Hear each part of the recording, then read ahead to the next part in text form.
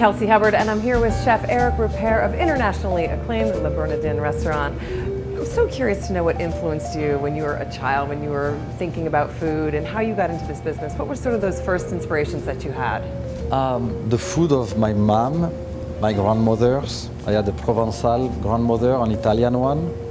Mom was coming from Spain. I had a French influence living in France, and all the Mediterranean from Morocco to Italy influence as well in terms of flavors. And I really spent a lot of time being a kid in the kitchen, supposedly helping them.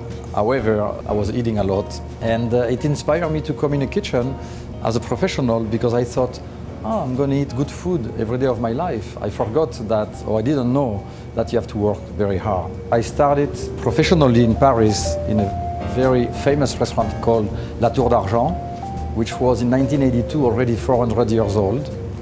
I was 17, and that was the beginning of my career, learning the basics and classic food. And did you have a specific mentor who helped you along the way? Did any person play that kind of role for you? I was lucky enough to have actually many mentors. My first chef in La Tour d'Argent obviously taught me the classics, but then I worked with Joël Robuchon, who was considered in France like the best chef of the country. And I learned from him discipline, the passion for great food and great cooking, the techniques, being exposed to so many different techniques. And then I moved to the US, and I was with Jean-Louis Paladin at the Watergate Hotel. He basically taught me how to become creative.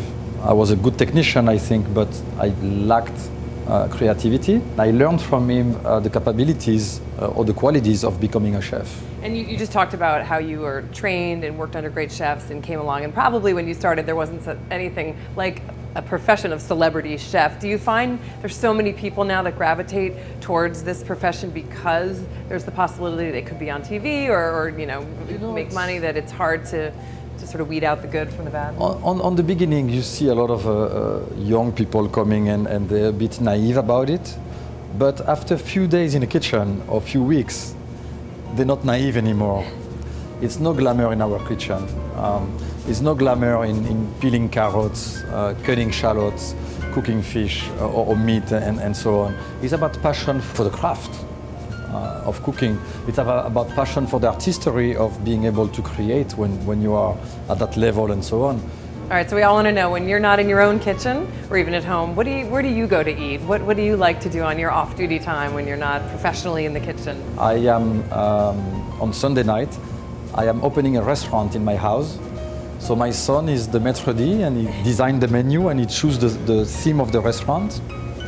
So sometimes it's Chinese, Japanese, Italian, French, you name it. And I'm the cook. My wife is the client, but then she becomes the dishwasher. Very limited seating. Okay, thank you so much. Thank you. Appreciate talking to you. I've been speaking with Chef Ripert at Le Bernardin restaurant in New York. I'm Kelsey Hubbard for the Wall Street Journal.